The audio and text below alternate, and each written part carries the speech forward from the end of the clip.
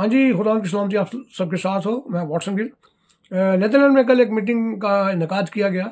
इस मीटिंग के इनेकाद और मेज़बानी का जो सहरा है वो शहजाद गौहरी साहब के सर पर जाता है, जो कि एक बिजनेसमैन है हॉलैंड के अंदर। पाकिस्तानी क्रिश्चियन कम्युनिटी का बड़ा एक अहम किरदार है। उन्होंने इस मीटिंग का इनेकाद किया और मीटिंग की मेज़बानी की।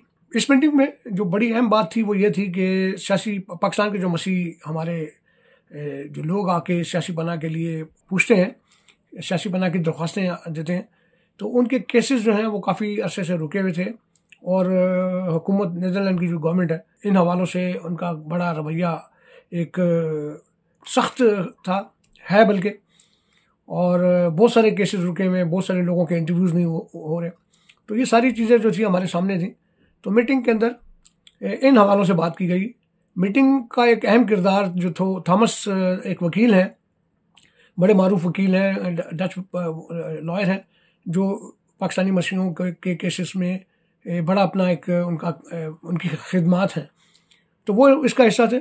मीटिंग का आगाज़ पास्टर एरिक सर्वर साहब की दुआ से हुआ और उन्होंने दुआ से मीटिंग का शुरू किया और यूनिटी के हवाले से एक मैसेज भी दिया जो कि बड़ा अच्छा था। उसके बाद फिर मीटिंग में मुख्तलिफ हवालों से बात हुई।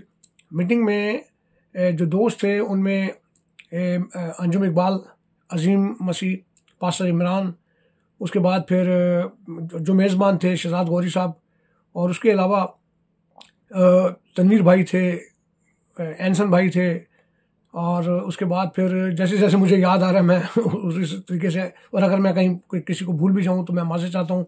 मून सैमुअल थे, शरोश था, और उसके बाद फिर जगनू कैनेडी साहब भी थे।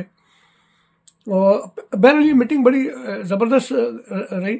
और इसमें कुछ ऐसे भी दोस्त थे जिनके नाम मैं नहीं जानता हूँ, नए दोस्त हैं, उनके मैं नाम नहीं जानता हूँ, लेकिन अच्छी बड़ी तादाद में इस मीटिंग में शामिल हुए। मीटिंग में फ़ैसला ये किया गया कि जिस तरह से हमने एक तहरीक चलाई थी चंद साल पहले, और उस वक्त पाकिस्तानी मसीह जो थे वो नीदरलैंड के अंदर एक रिस्क ग्रुप के तौर पे कंसिडर नहीं किए जाते थे कि जिन कम्युनिटीज़ को उनके ममालिक में ख़तरात हैं। तो हमने इसके ऊपर अपना किरदार अदा किया था और डच पार्लियामेंट के अंदर बहुत सारी मीटिंग्स की हमने। और मिस्टर जोएल फॉरदविंद उस वक्त मीटिंग पार्लियामेंट का एक बड़ा अहम हिस्सा थे, पार्लियामेंट के मेंबर थे।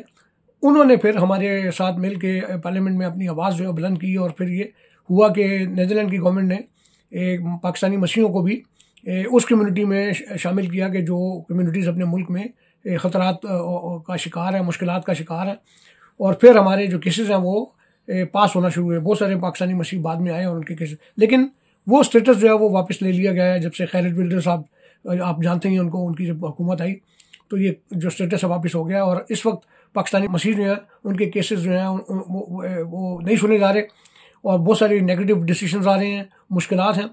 तो इन हवालों से हमने ये प्लान किया है कि हम मिलकर, कम्युनिटी के साथ मिलकर एक बार फिर एक तहरीक का आगाज़ करते हैं अपने मसीह बहन भाइयों के लिए जो पाकिस्तान से अगर निकलते हैं, अव्वल तो निकल नहीं सकते, अगर निकलते हैं यूरोप की तरफ आते हैं या नीदरलैंड में, तो उनकी मदद की जाए। उनकी आवाज़ डच पार्लियामेंट में दोबारा से हम कोशिश करें कि उनको हम बताएं कि जी पाकिस्तानी मसीह जो है उनके, अगर वो पाकिस्तान में मुजालिम का शिकार हैं, पाकिस्तान में मुश्किलात का शिकार हैं, और अगर वो मुश्किलात यहाँ पर भी आके ख़त्म नहीं होती तो ये एक दोहरा मेयार है इंसानी हकूक़ के हवाले से, जो कि नहीं होना चाहिए।